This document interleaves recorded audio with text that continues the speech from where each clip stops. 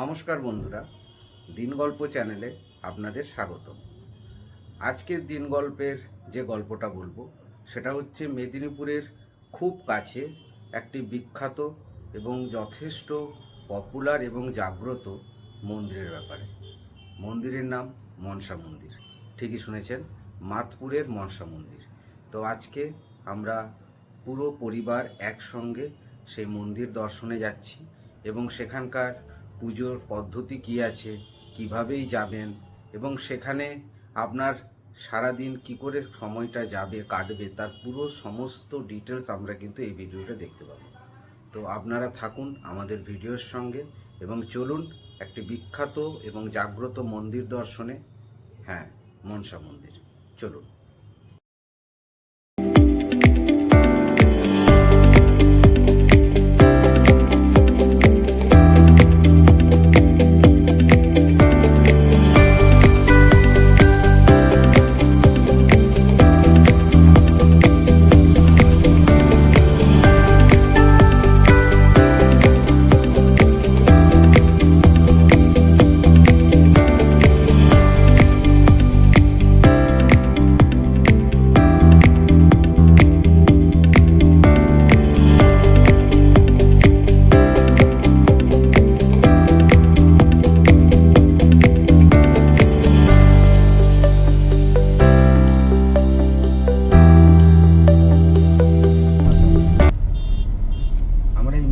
ছেড়ে খড়গপুর রাস্তা ধরলাম।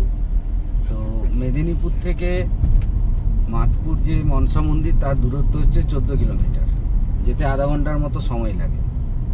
তো আমরা এই আর্নিকেট গেট পেরিয়েছি, আর বেশি রাস্তা নেই, আর 9 কিলোমিটার বাকি আছে। আমরা 10-12 মিনিটের মধ্যে ঢুকে যাব। চলুন।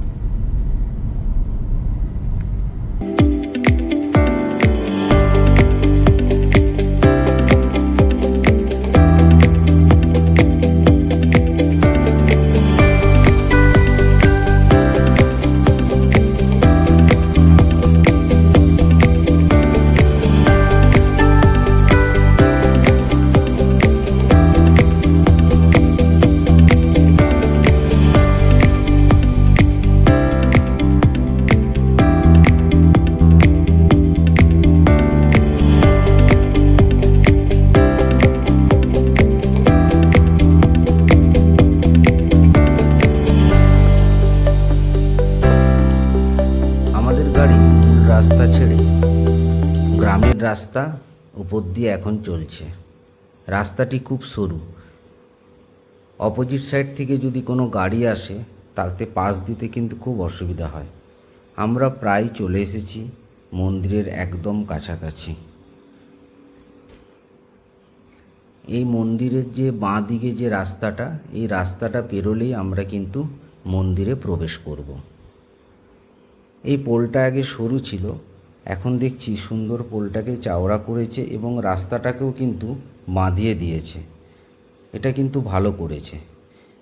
আজকে শনিবার, তার জন্য কিন্তু মন্দিরে ভিড় আছে ভালোই।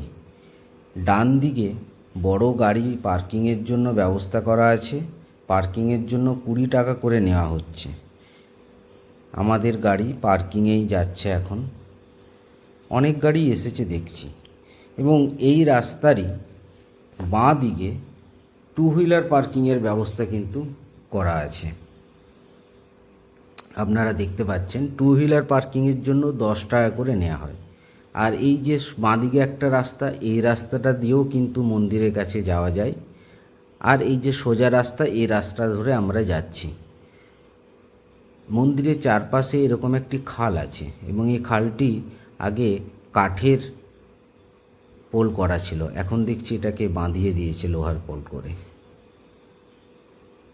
সামনে আপনারা দেখতে পাচ্ছেন যে রাস্তাটি, এই রাস্তাটি সোজা কিন্তু মন্দিরের মূল যে প্রবেশদ্বার সেখানে গেছে।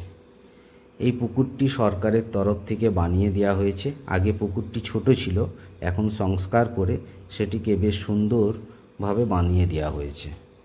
এবং এই পুকুরের জলে দেখতে পাচ্ছি যে বোটিংয়ের ব্যবস্থাও আছে। যথেষ্ট সুন্দর বাঁধিয়ে দিয়েছে।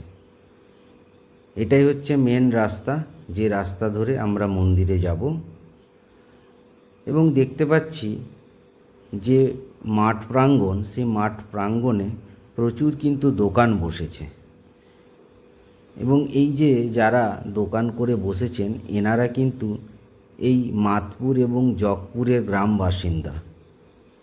এখানে সমস্ত রকমের খাবারের দোকান আমরা দেখতে পাচ্ছি। মায়ের পুজো দেওয়ার আগে এই পুকুরেই এসে স্নান করে ভক্তি ভরে তারপর মায়ের পুজো দেওয়া হয়।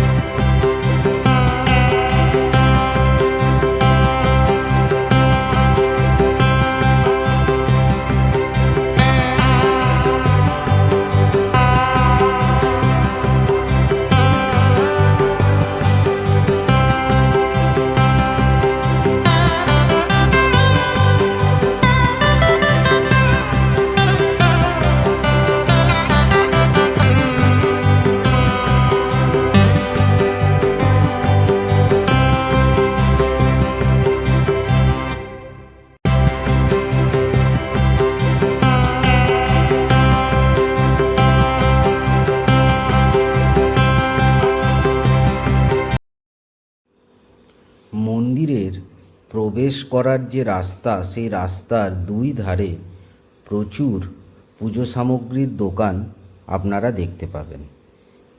এইরকমই কোনো একটি দোকান থেকে পুজো সামগ্রী সংগ্রহ করে আপনারা মায়ের পুজো দিতে পারেন। আমরাও ঠিক এরকমই একটি দোকান থেকে মায়ের জন্য পুজো সামগ্রী সংগ্রহ করে মায়ের পুজো দিতে আমরা কিন্তু মন্দিরে প্রবেশ করেছিলাম।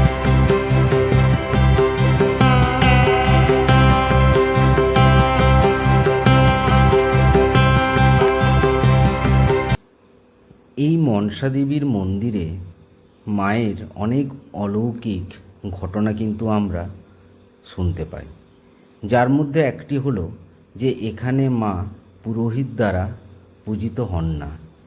বিশেষ কারণে একমাত্র চৈত্রী মাসের তৃতীয় সপ্তাহে মায়ের যে বড় করে পুজো হয় সেই সময় পুরোহিত দ্বারা পুজো করা হয়।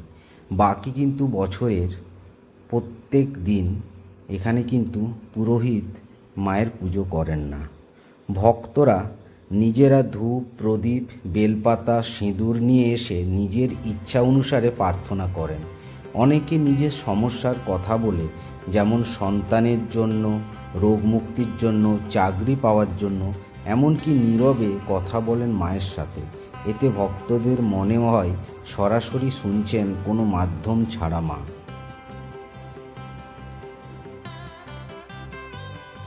মায়ের যে মূল প্রবেশদ্বার, সেই প্রবেশদ্বারের ঠিক বিপরীত সাইডেই অফিসটি খোলা হয়েছে। এই অফিসের মাধ্যমেই আপনারা মাকে যদি কোনো দান সামগ্রী প্রদান করেন তার কুপনটি কাটতে হয় এবং বিভিন্ন দান সামগ্রীর জন্য কুপনটা আলাদা আলাদা রেট ধার্য করা আছে। এখানে একটি লিস্টও দেওয়া আছে, যে লিস্টে আপনারা দেখতে পাবেন যে বিভিন্ন দান সামগ্রীর জন্য কত টাকা আপনাকে কুপন কাটতে হয়।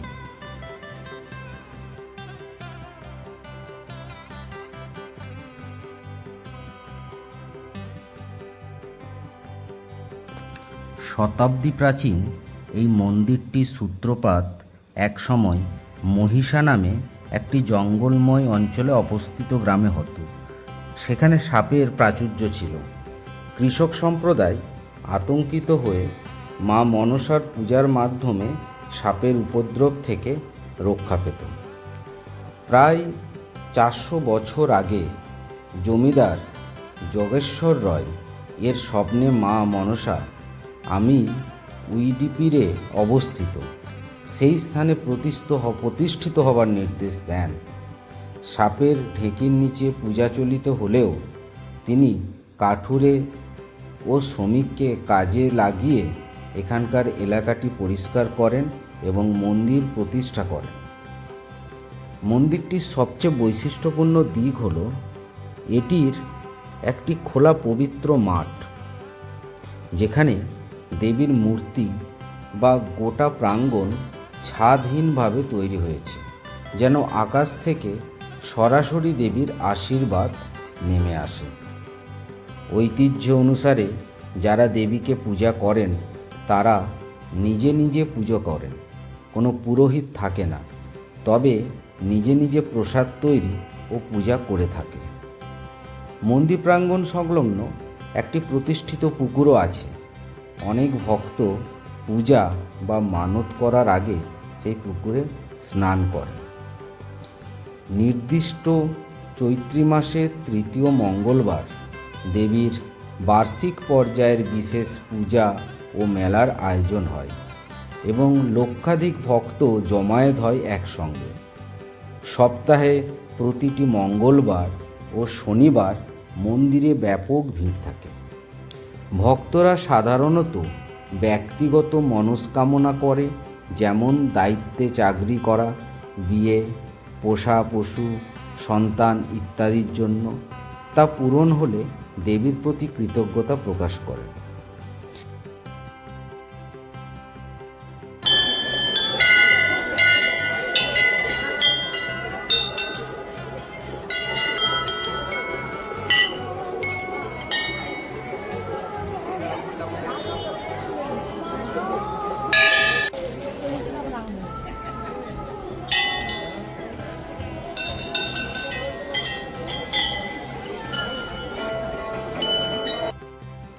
স্থানীয়দের মতে দেবী জাগ্রত, মানে জীবন্ত এবং সক্রিয়ভাবে সকল ভক্তের বিশ্বাস ও প্রার্থনায় সাড়া দেন।